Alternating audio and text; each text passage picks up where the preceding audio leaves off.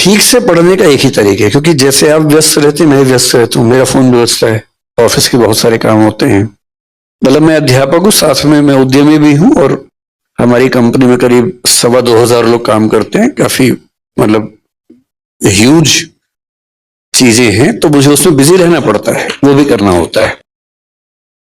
अब पढ़ाई करते हुए फोन तो आता है, व्हाट्सएप भी आ जाता है, जरूरी काम भी आता है। तो दो तरीके हैं। अगर किताब पढ़नी ही है तो 1-2 घंटे के लिए फोन को साइड में रख दीजिए, साइलेंट कर दीजिए। मैं तो ऐसा करता हूं, अक्सर करता हूं कि फोन को साइलेंट किया, एयरप्लेन मोड पे किया, कमरे के बाहर रखा और 2 घंटे पढ़ा। सबको बोल दिया कि 2 घंटे डिस्टर्ब मत करना, बहुत इमरजेंसी हो तो ही बताना। मेरे घर के लोग सम्मान करते हैं इस बात का। दूसरा तरीका आसान बताता हूं आपको। अब मैंने जैसे पेरेंटिंग पे बात इन्होंने बोला, मुझे कोई ऐसी एक्सपर्टीज तो है नहीं, तो मैंने सोचा कि मैं देखूं कि क्या क्या दुनिया में इस पर पढ़ाई हुई है। तो मैंने कुछ किताबें मंगवा ली पेरेंटिंग पे, मोटी मोटी। अब वो भी रखी है सामने। मतलब मेरी टेबल पर लगभग 300-400 किताबें रखी हुई हैं इस समय, जो मुझे पढ़नी है। और अलमारी में 2000 अलग से हैं, जो अभी नहीं पढ़नी है, बाद में कभी पढ़नी होंगी। रखी बहुत सारी। और मैं खरीदता तुरंत हूं, मुझे कोई किताब मिलती है मैं तुरंत खरीदता हूं या मंगवा लेता हूं उसको, ताकि मुझ पर दबाव रहे कि ये भी पढ़नी है। अब मैंने तरीका क्या निकाला, मैं चैट जीपीटी पे गया।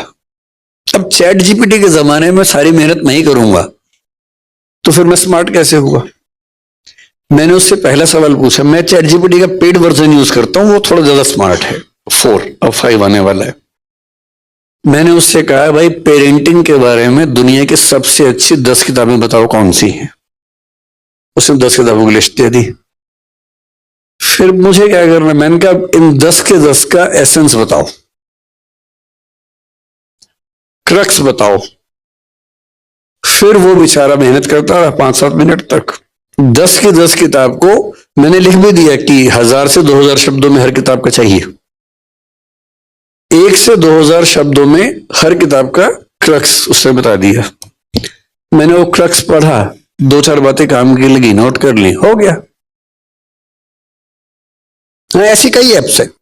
एक इंस्टा रीड्स है, मैं वो भी यूज करता हूं। तो इंस्टा रीड्स पे यही होता है, दुनिया की सारी अच्छी किताबें उनके समरी मिल जाती है, आप समरी पढ़िए। यूट्यूब पे एक चैनल है, मैं उसका नाम भूल रहा हूं, वन बेटर कुछ ऐसा नाम है।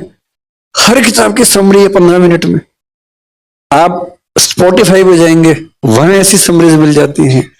ऑडिबल पे जाइए, वहां समरीज मिल जाती हैं। तो आप किताब पढ़ना पुराने जमाने की बात है, आज तो किताब सुनने की चीज है। सैर करने निकल जाइए, एक किताब रास्ते में सुन लीजिए कि जब गए थे और आए हैं, बीच में 4 किताब पढ़ ली उस बीच में। आजकल तो बड़ा आसान है।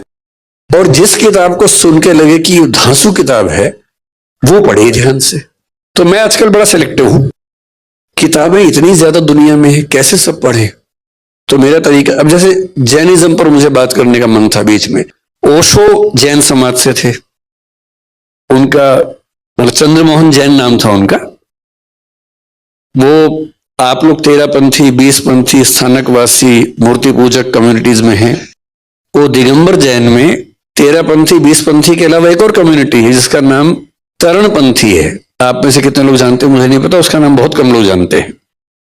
तरणपंथी, उसके आचार्य थे तरण तारण नाम के। उन आचार्य पे उन्होंने अपनी सबसे पहली 2 किताबें लिखी ओशो ने। ओशो की पहली स्पीच 1965 में स्वामी तरण तारण के बारे में है। ओशो के आश्रम में जो नग्नता आप देखते हैं, उसका मूल असर दिगंबर परंपरा से आ रहा है। और जब ओशो दार्शनिक हुए तो जैन समाज में खुशी की लहर छा गई कि एक इतना अच्छा विचारक हमारे समाज से आया है। पर 2 मुद्दों पर झगड़ा हुआ और वो जैन समाज से अलग हो गए। जैन समाज ने उनको अलग कर दिया। उन्होंने कहा कि तुम क्या कर रहे हो, मैं ही हो जाता हूं, तो वो अलग हो गए। लेकिन बहुत इंटरेस्टिंग बात है कि उन्होंने जैनिज्म पर 4 इतनी मोटी मोटी बुक्स लिखी हैं। मैंने वो भी मंगवा ली है, वो भी रखी है मेरे सामने। तो क्या होता है, जो किताब सुनने में उपलब्ध है सुन लीजिए, जिसकी समरी उपलब्ध है पढ़ लीजिए, जिसको सुन के या समरी पढ़ के लगे कि ये कमाल की चीज है उसे पूरा पढ़िए। इस तरह से आप मतलब एक साल में कम से कम 50-100 नई किताबों को जान पाएंगे। और मैं अक्सर बोलता हूं कि एक किताब पढ़ने का मतलब है आपने किसी और व्यक्ति के 40 साल की जिंदगी को जी लिया। उसने 40 साल पढ़ के सोच के जो लिखा आपने एक दिन में पढ़ लिया। तो हमारी शारीरिक आयु जैसे मेरी 50 साल है, हमारी सांस्कृतिक आयु 5 लाख साल है हम सबकी। पिछले 5 लाख साल में इंसान ने जो जो सीखा, शिफ्ट करता गया, ट्रांसफर करता गया, वो सब हमें मिल गया, मुफ्त में मिल गया। और जिसने हर साल 100 किताब पढ़ ली, सुन ली, 40 मान ली एक को, तो हर साल 4000 साल का हो रहा है आदमी विजडम में, समझदारी में। तो किताब सुनिए, पढ़िए, समरी पढ़िए। विकास सर, आपने सबसे पहले कहा कि हमको बच्चों में खुशी ढूंढनी चाहिए जी। हर चीज के अंदर में खुशी होनी चाहिए। आज का बच्चा अपने दुखों से दुखी नहीं है, पड़ोसी के सुखों से दुखी है। कंपटीशन में मेरे पास मारुति है, तकलीफ नहीं है, उसके पास में ओडी है, तो वो अपनी मारुति छोटी लगती है। अपने पास साधारण पेन है, उसके पास बहुत ब्रांडेड पेन है, तो उसको खुशी कैसे दी जाए, कहाँ उसको सेटिस्फाई किया जाए कि वो अपने दुख, कोई दुख नहीं है, अपना दुख नहीं है, लेकिन दूसरों का जो ज्यादा सुख है वो उसके दुखों का कारण बन रहा है, इसलिए वो खुश नहीं है। और हमेशा आदमी भविष्य के लिए सोचता है, भविष्य पाता है पता नहीं, वर्तमान भविष्य के लिए खो देता है, और भविष्य आता कब है यह पता नहीं। 80 साल में भी वो भविष्य के लिए काम कर रहा है, वो भविष्य कब आएगा उसमें इंसान फंसा हुआ है। इसके बारे में आपका क्या चिंतन है? सर, पहली जो बात है, 2 बातें हैं। पहली बात आपने कहा कि आज के बच्चे दूसरों के सुख से दुखी हैं। दरअसल ये बात जितनी बच्चों पर लागू होती है उतनी हम पे भी लागू होती है। ये बात तो हर पीढ़ी के लिए है। तो ऐसा नहीं कि बच्चे ही दूसरों के सुखों से दुखी हैं, हम लोग भी होते हैं। पर बच्चे गहराई में समझ नहीं पाते क्योंकि वो छोटे हैं, उनका अभी विचार करने का कौशल उतना नहीं है। 30-35 की उम्र के बाद धीरे धीरे हम समझने लगते हैं कि जो है उसमें खुश होना सीखो, हर चीज नहीं मिल सकती है। तो मेरे ख्याल से बच्चों को समय दीजिए, समय आएगा तो इन बातों को समझेंगे कि हर चीज जीवन में नहीं मिलती है।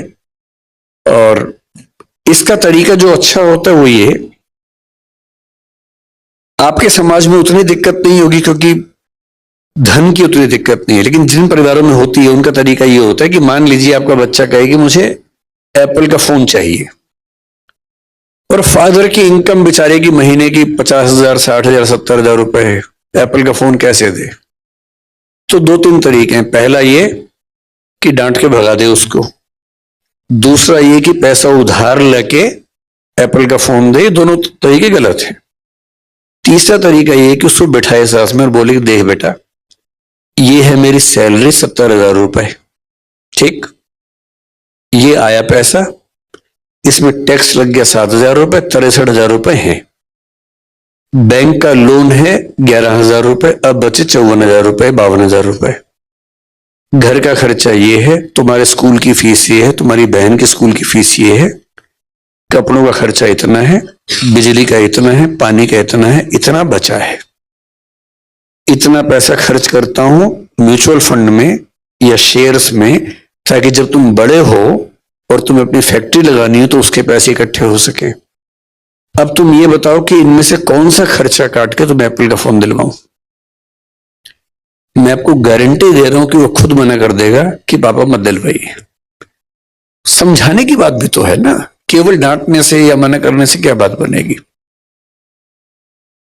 हाँ, लेकिन ये उदाहरण आप पे लागू नहीं हो रहा होगा क्योंकि So we have to wrap it up. So Good evening, sir. My name is Sonali Jain and I'm an educationist.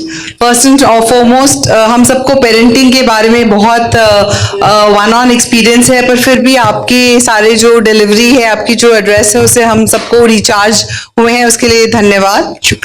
I just want to bring to everybody's notice a little bit more serious topic which I as an educationist also face, and that is the aggravation of depression, anxiety and even suicide in the students. तो ये जो हम specially अगर UPSC का नाम सुनते हैं और कोटा का नाम सुनते हैं तो सबसे पहले ऑफ कोर्स आईपीएस आईएएस से ख्याल तो आते ही हैं, and gratitude to all of that, but suicide की केसेस बढ़ते जा रहे हैं, न केवल वहाँ, यहाँ दिल्ली में भी, बड़े शहरों में भी, छोटे शहरों में भी. सो इसका क्या कारण है? Is it because the children of today, the generation of today is less resilient, उनमें सहनशीलता की कमी है, या हम पेरेंट्स की कमी है कि हमें इंस्टेंट ग्रेटिफिकेशन उनको देते हैं और उन्हें एज आपने कहा स्ट्रगल से गुजरने नहीं देते, या फिर हमारा जो समाज है वो अभी भी पिछड़े हुए समाजों में ही है जहाँ पे कंपटीशन इतना ज़्यादा है and survival of the fittest की पोजीशन आ गई है, जहाँ लाखों करोड़ों सीट्स लोग हैं लेकिन सीट्स खाली 100 या 200 अवेलेबल है. So what is your take on it, and how can we get rid of the situation or at least bring it into control as parents? Thank you.